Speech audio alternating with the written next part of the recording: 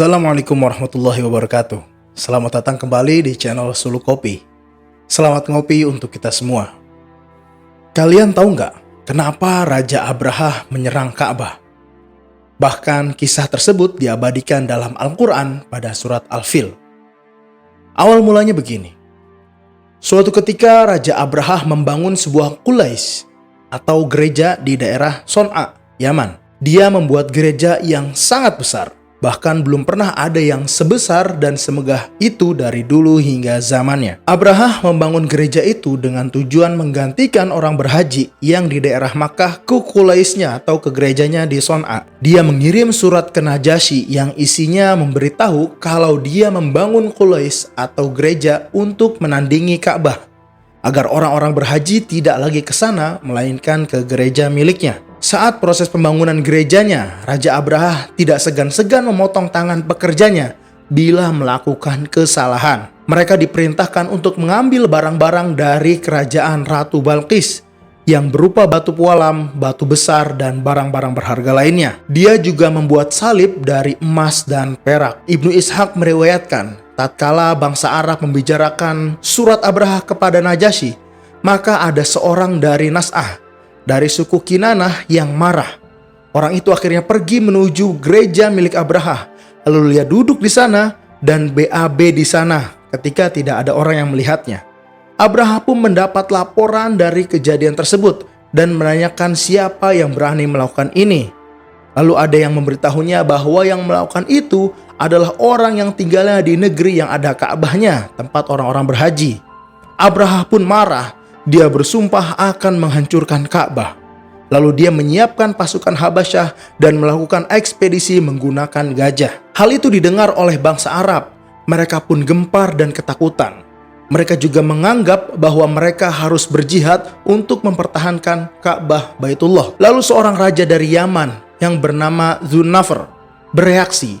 Dia menggerakkan bangsa Arab untuk melawan Abraha demi menjaga rumah Allah. Ada beberapa kalangan yang merespon ajakan Dzunafr untuk berhadapan dengan tentara Abraha dan ikut dalam pertempuran. Apa yang terjadi? Pasukan Dzunafr kalah dan Dzunafr ditawan. Abraha memerintahkan untuk membunuhnya, tapi Dzunafr berkata, "Wahai raja, jangan bunuh aku. Siapa tahu kalau kau membiarkan aku hidup, aku bisa bermanfaat." Abraha akhirnya membiarkannya hidup dan menahannya dengan membelenggu. Abraha pun melanjutkan perjalanannya menuju Ka'bah. Sesampainya di negeri bangsa Khotham, dia dihadang oleh Nufail bin Habib yang membawa dua suku dari kalangan Khotham, yaitu suku Syahran dan Nahis. Lagi-lagi Abraha diserang oleh mereka, tapi Abraha memenangkan pertempuran itu. Nufail bin Habib pun ditawan dan akan dibunuh. Tapi Nufail berkata, "Wahai raja, jangan bunuh aku, karena aku adalah petunjuk jalanmu di tanah Arab. Kedua tanganku mewakili kedua suku yaitu Syahran dan Nahis yang akan memberikan ketaatan kepadamu." Abraha pun membiarkan dia hidup untuk menjadikan petunjuk jalan. Sesampainya Abraha di Thaif, dia ditemui oleh Mas'ud bin Mu'attib bersama beberapa anggota suku Thaqif.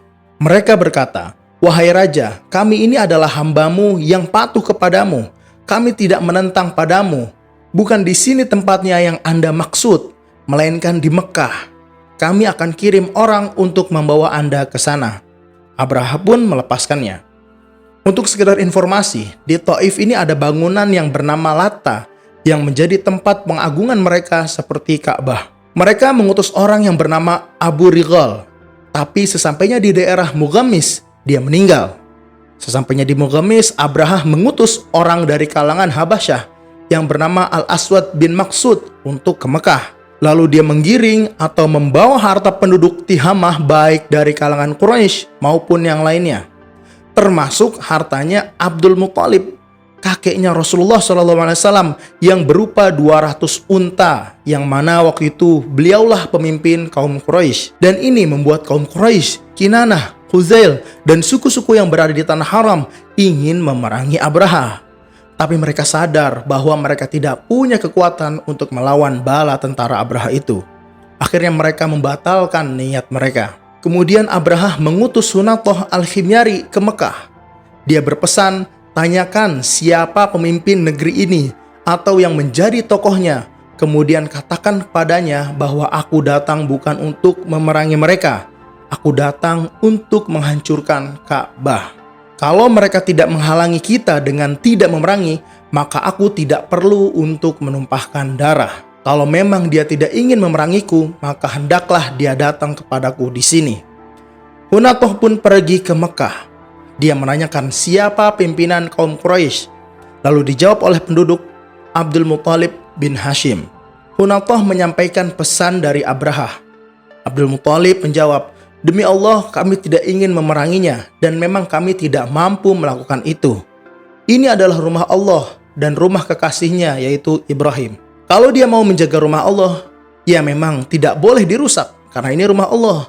Tapi kalau Abrahah menghancurkan rumah Allah, kami tidak mampu melawannya." Hunatoh berkata, "Kalau begitu berangkatlah bersamaku." Kemudian Abdul Muthalib berangkat bersama anak-anaknya. Sesampainya di perkemahan tentara Abrahah, dia melihat temannya yaitu Zunnafar. Lalu Abdul Muthalib berkata, "Wahai Zunnafar, apakah kamu bisa membantu dalam masalah yang menimpa kami ini?" Zunnafar menjawab, "Apa yang bisa dibantu oleh seorang tahanan di bawah penguasaan seorang raja yang bisa membunuh pagi atau petang? Aku tidak bisa membantu sedikit pun dari masalahmu. Hanya saja, Unais si pawang gajah adalah sahabatku. Aku akan mengirimkan pesan kepadanya tentang dirimu dan aku akan membesarkan kedudukanmu di hadapannya. Aku akan memintanya agar dapat izin agar kamu bisa berbicara langsung kepada Abrahah. Dan Unais ini akan bisa membantu sebisa yang dia mampu." Abdul Muthalib menjawab, "Itu sudah cukup buatku." Zunnafar membuat surat kepada Unais yang isinya kurang lebih seperti ini. "Sesungguhnya Abdul Muthalib ini adalah pimpinan kaum Quraisy dan pemilik perkampungan di Mekah. Dia biasa memberi makan orang di dataran rendah dan memberi makan binatang buas di pegunungan. Sang raja telah merampas 200 ekor unta miliknya. Mintalah izin agar dia bisa menemui raja dan cobalah bantu keperluannya sesuai kemampuanmu." Akhirnya Unais pun bicara pada Abrahah, "Wahai raja, ada pemimpin Quraisy di depan pintu untuk meminta izin bertemu dengan raja. Dia adalah pemimpin perkampungan di Mekah. Dia biasa memberi makan manusia di dataran rendah dan biasa memberikan makan binatang buas di pegunungan. Tolong izinkan dia menemui Anda untuk menyampaikan beberapa keperluannya." Abrahah pun mengizinkannya masuk. Abdul Muthalib adalah orang yang paling tampan dan sangat berwibawa di antara mereka. Saat Abrahah melihatnya, dia pun sampai menganggap Abdul Muthalib ini terlalu mulia untuk duduk di bawah. Tapi dia gengsi kalau menyuruh Abdul Muthalib duduk di singgasananya. Akhirnya dia turun dan duduk lesehan bersama Abdul Muthalib. Abrahah menyuruh penerjemahnya untuk menyampaikan apa keperluannya. Abdul Muthalib menyampaikan, "Keperluan saya adalah agar raja mengembalikan 200 ekor unta yang telah dia rampas." Penerjemah itu menyampaikan perkataan Abdul Muthalib kepada raja.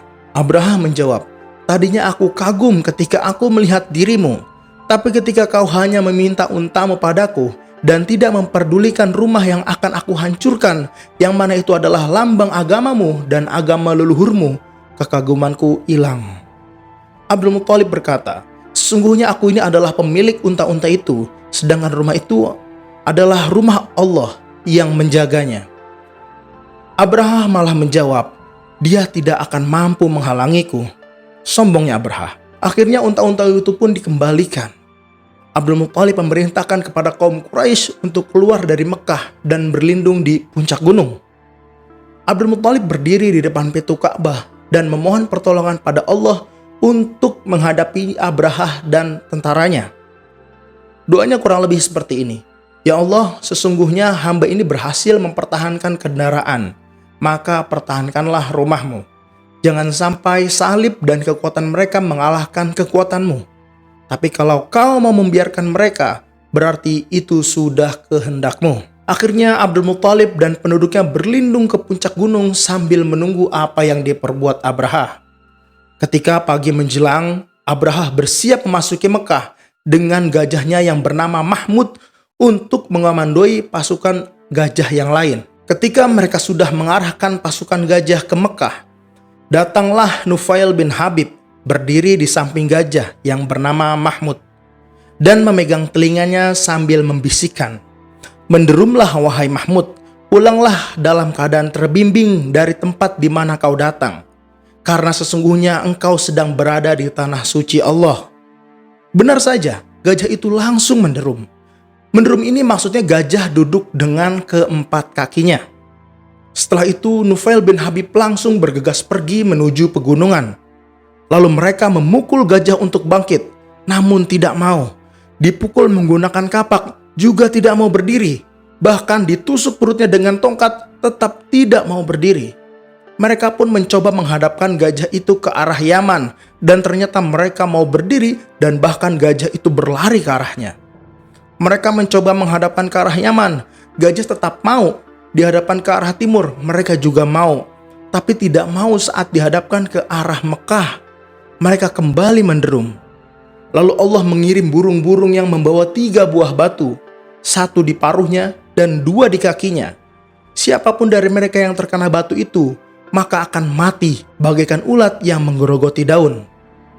Ada dari sebagian mereka yang lari tunggang langgang dan mencari Nufail bin Habib untuk meminta pertolongan agar bisa pulang ke Yaman. Abraha sendiri terkena batu di tubuhnya dan akhirnya dia dibawa pulang.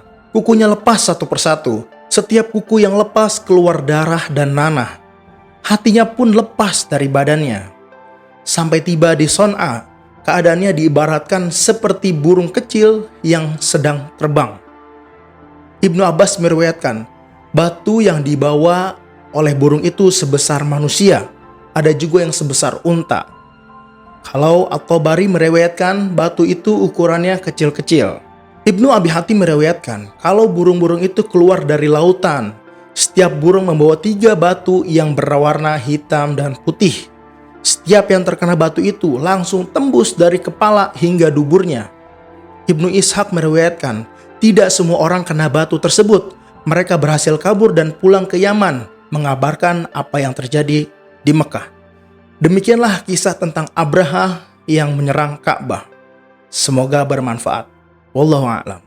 Assalamualaikum warahmatullahi wabarakatuh.